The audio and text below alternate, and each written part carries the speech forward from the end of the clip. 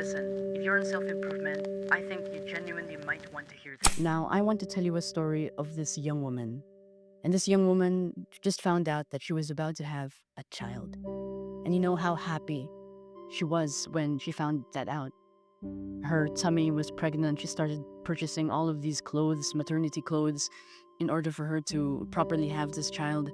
She started to, buy all of these toys, schedule all of these appointments, watch all of these videos about raising a child, read all of these books.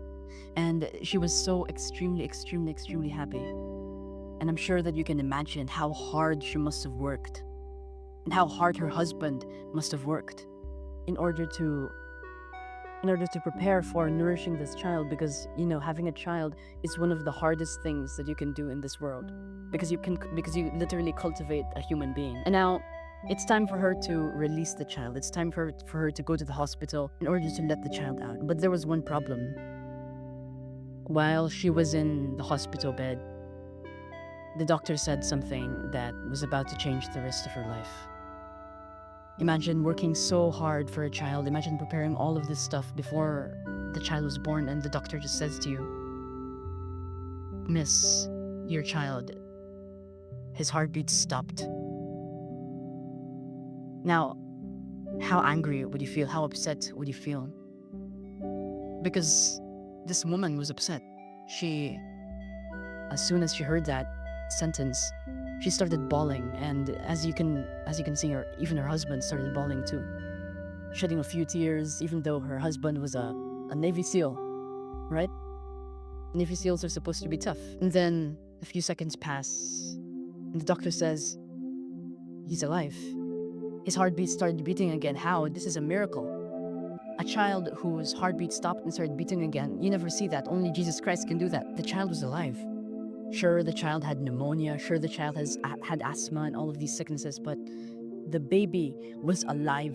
And so straight after this revelation, this awakening, the doctors hurriedly sent the child to the baby ICU. I don't know what it's called. Started hooking up tubes and pipes onto him to make him breathe. And though it was hard, though it was strenuous, though his skin was literally blue, in the end, it worked out. And so this woman and her husband and the entire family watching the child exited the hospital in happiness and in gratefulness, because this child has been born. This child can now experience his first sip of water, can experience his first crawl, his first step. This child that I was referring to, this boy, this was actually me. And the woman in the story, the young woman, that was my mom. The Navy SEAL, the father, that was my dad. And at the young age of 0 years old, as soon as I was born, my heartbeat stopped. But it came back again, and I'm alive. As you can see me here, I'm 14 years old. I've lived 14 years, and I'm perfectly well. I mean, not really perfectly well. I still have asthma and all of these sicknesses, but I'm still alive. I was having a call with a friend once, and there was this statistic that we saw. And it's that 1 in 400 trillion out of the sperm genopool, or whatever it's called, I'm not a scientist, make it out alive and become a human child, become an infant, become eligible to live in this world. And if you count to 1 trillion, if you didn't know, counting to 1 trillion actually takes more than 1 million lifetimes. So this world hasn't been to even 1 million lifetimes yet. We still can't count to 1 trillion in seconds. That's absolutely impossible for us to do.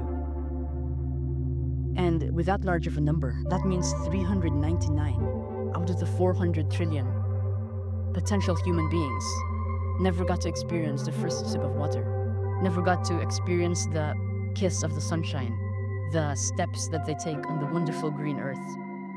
But if you're watching this video, that means you got to experience that.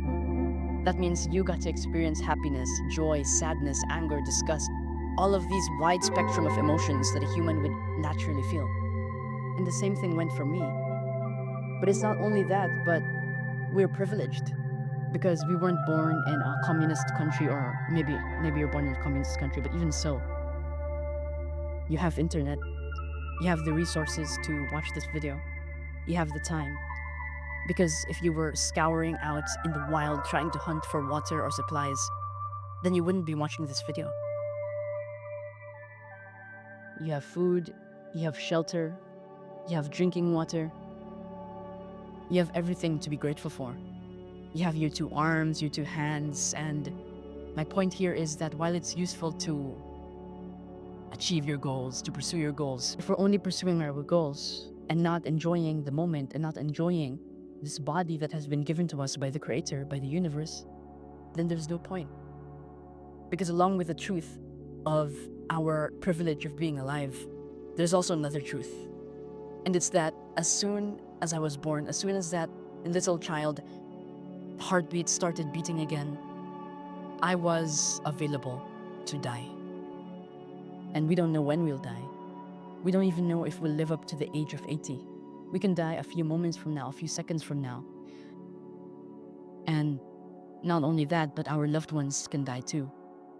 Everything that we value can be taken away from us in the snap of a finger in an instant. And that's why we want to value this life. We want to value the sunshine while it's still here. We want to value our 2 fingers, our 10 fingers in our 2 hands, because they're still here, our 2 legs that we can use to jump, to dance, to walk, to swim, to do all of these things. And when we get old, we won't be able to do these things anymore, but right now we still can. Because if you're watching this, you're most likely a teenager, and we have so much vitality, so much energy that we can use to bring positive force to this world, to help other people.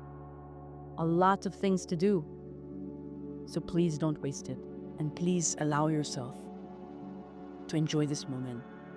To not just chase the horizon and forget the view, but to look at the view with such peace, with such gratitude. Because the Creator was very, very, very, very loving to have made you. And this is one of the teachings that I've learned in Buddhist philosophy. And you might say Buddhism is for monks, it's not for regular people, but I still can take some value from it. I'm 14 years old, and I'm sure you can too. And my whole channel's about Buddhism, so as always, live into now. This is an authentic, very raw video, but I like making these types of videos because tomorrow may never come.